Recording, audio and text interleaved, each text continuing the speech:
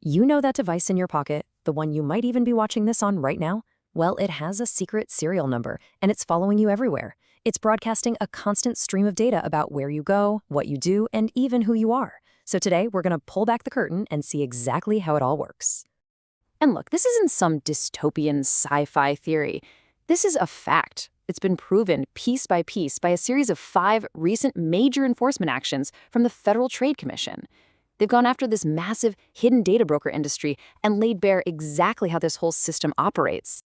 So let's start right there with that secret serial number. What in the world is it, and how does it actually work?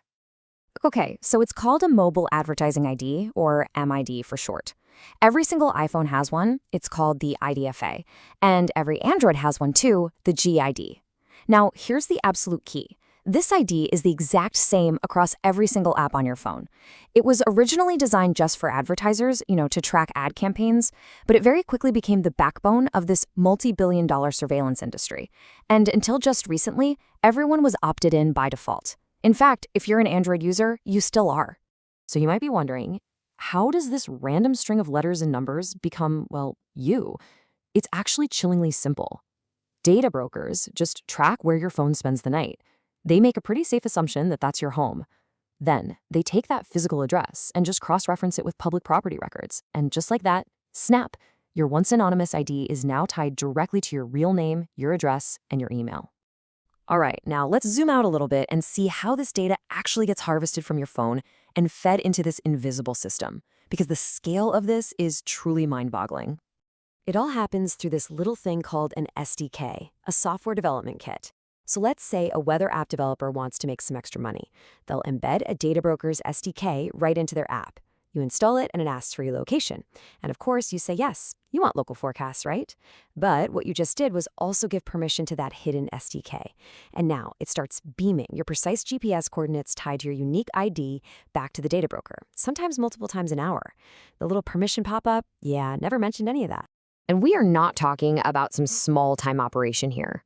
The numbers that came directly out of the FTC's federal complaints against these companies, they're almost hard to even wrap your head around.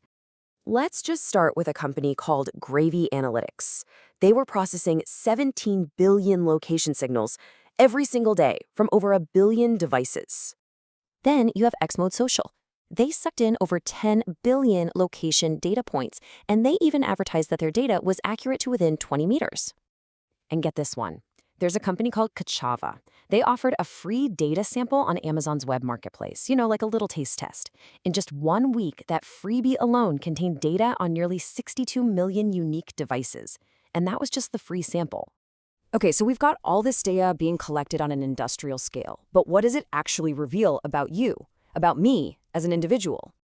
Well, in its lawsuit against Kochava, the FTC showed us exactly how dangerous this gets. They took data for just one single device from that free sample. They traced it to a women's reproductive health clinic.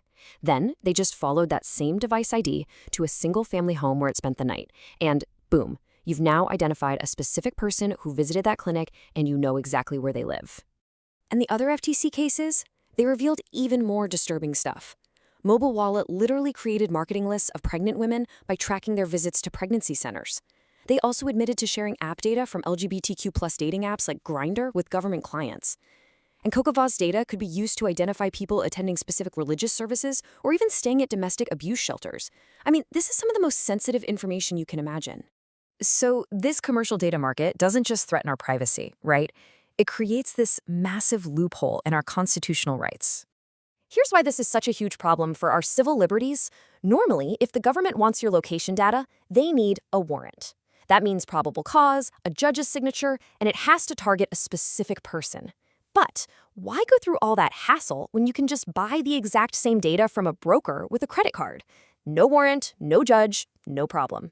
And hey, don't just take my word for it. This is a huge red flag inside the government itself.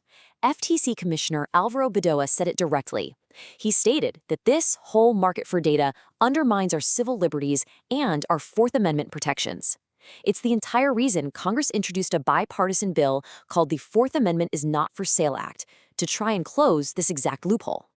Now, this tracking isn't just something happening abstractly inside your apps. It follows you right into the physical world. And those defenses you think you have, well, they don't really work the way you'd hope.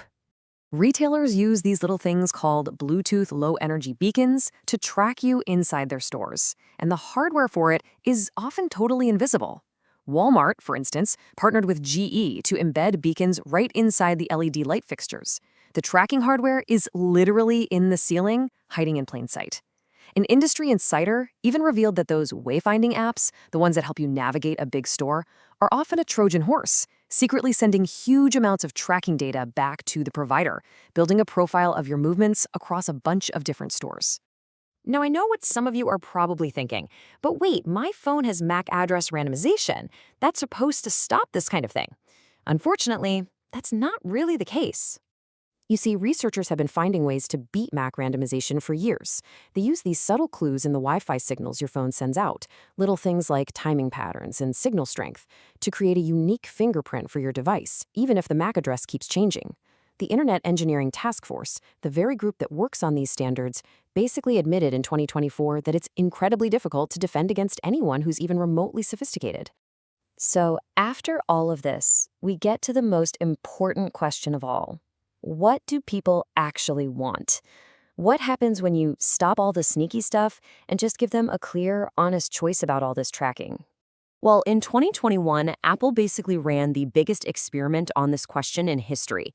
With their app tracking transparency feature, they started showing every user this very simple, very direct pop-up.